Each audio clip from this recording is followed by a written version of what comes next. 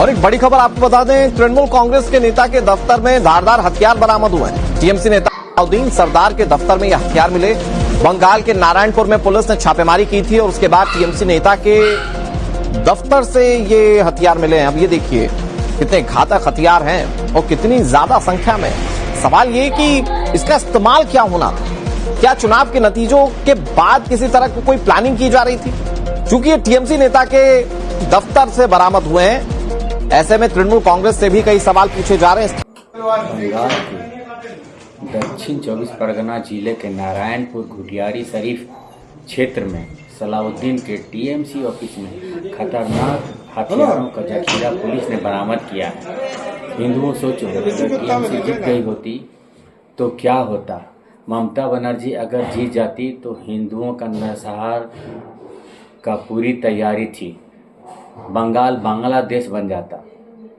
BJP की जीत हिंदुओं के लिए जीवन दान वरदान साबित हुआ है। बंगाल के लोग बीजेपी के जीत से खुशी में झूम रहे हैं।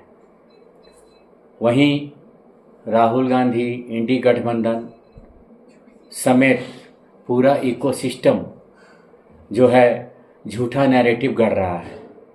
आप देखिए कि बीजेपी के जीतते ही पुलिस ने छापेमारी चालू कर दी है और कैसे पूरी हिंसा की तैयारी टीएमसी के गुंडों ने की थी। ये रिपोर्ट देखिए। दक्षिण 24 परगना के जीवनतला इलाके में जब पुलिस ने रेड की तो कैसे वहां तृणमूल कांग्रेस के एक दफ्तर से ये हथियार बरामद हुए। ये हथियार टीएमसी के नेता सलाउद्दीन सरदार ने इस ऑफिस में जमा किए थे और ये ऑफिस किसी हथियारों की फैक्ट्री जैसा लग रहा है। और ये इस बात का सबूत है कि टीएमसी कैसे इन हथियारों के बल पर लोगों को डरा धमकाकर चुनाव जीतती आ रही थी।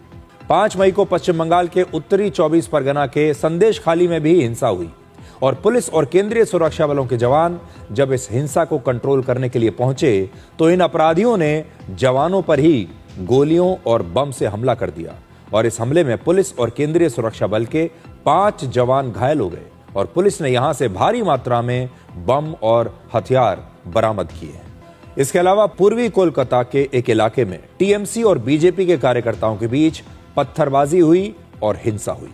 अब आप कल्पना कीजिए कि अगर पश्चिम बंगाल में ममता बनर्जी अगर चुनाव जीत जाती तब क्या होता? तब शायद वर्ष 2021 से भी ज्यादा बड़ी हिंसा होती और हो सकता है कि पूरी तैयारी उसी हिंसा के लिए की गई हो, क्योंकि इस चुनाव के दौरान टीएमसी के नेता 4 मई के बाद पश्चिम बंगाल के लोगों को सबक सिखाने की धमकी देते आ रहे थे। यानी पूरी तैयारी थी कि इस बार जिन लोगों ने पश्चिम बंगाल में टीएमसी को वोट नहीं दिया, जो बीजेपी के कार्यकर्ता होंगे, जो बीजेपी के वोटर होंगे, जो बीजेपी के समर्थक होंगे, उन सब के साथ वो सलूक किया जाएगा कि वो दोबारा कभी बीजेपी को वोट डालने की हिम्मत ना कर सके।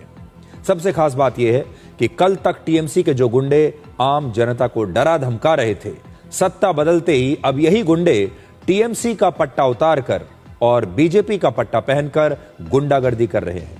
ये लोग हिंसा कर रहे हैं और जानबूझकर लोगों से ये कह रहे हैं कि ये बीजेपी के कार्यकर्ता हैं, जिससे ऐसा लगे कि ये हिंसा बीजेपी के कार्यकर्ताओं की तरफ से हो रही है।